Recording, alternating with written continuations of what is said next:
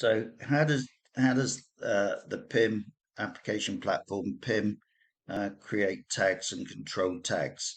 So first of all, within the menu, you've got the tags themselves.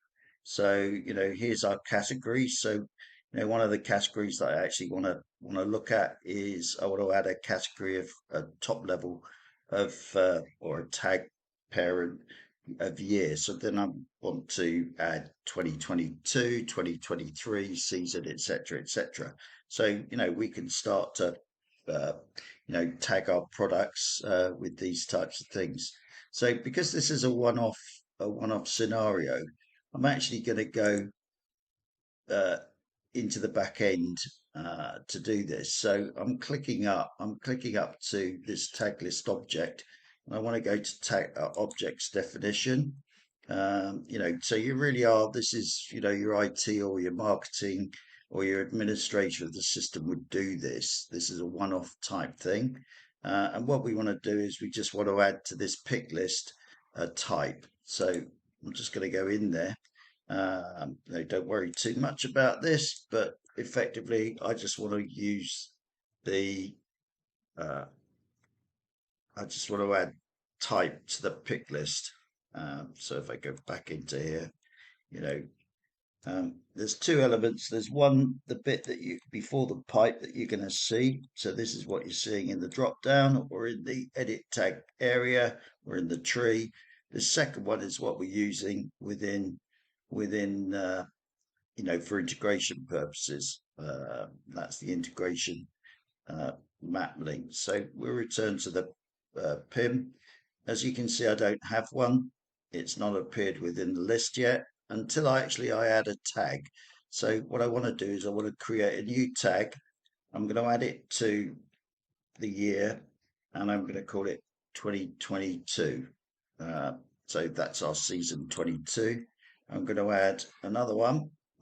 So I could do it either here or I could just do it from the tag list or I could just do here.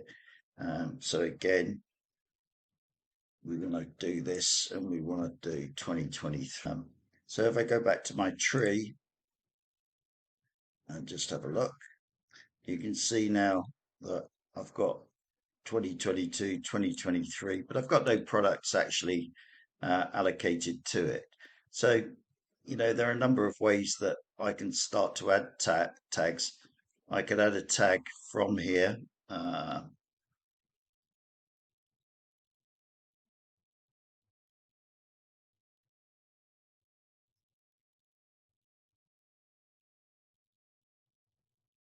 So now I'm going to go up to my product search. I want to start to use tags within the system. So here's our product that we created.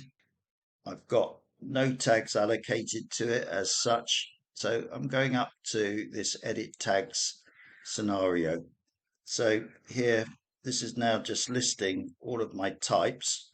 And I can just start saying, well, okay, what I'll do is I want you in the 2022, 23.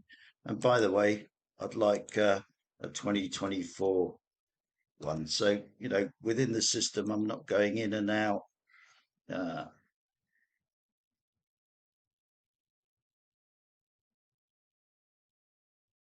so, I want it into like our autumn and winter areas. I'd like these products to appear in it's red, so we just need something that comes if somebody's searching for blue, if they're searching for red, let's add a tag. So we just need to save this down. Blue, red, occasions, well, day to night, or we can add one, other, don't know, we've got no tags underneath products, where it's good.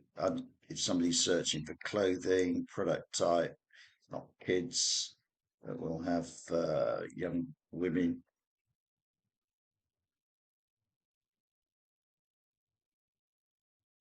So you can start to see, immediately what I'm doing is, I'm building up my tag list. And when I integrate this using channels fairly shortly into my e-commerce platforms, which will be covered in another area, all of these tags will be integrated uh, into you know this area here within Shopify or some other scenario. So the e-commerce platform, you can find them. So tags are a very useful way. The system handles them extremely well.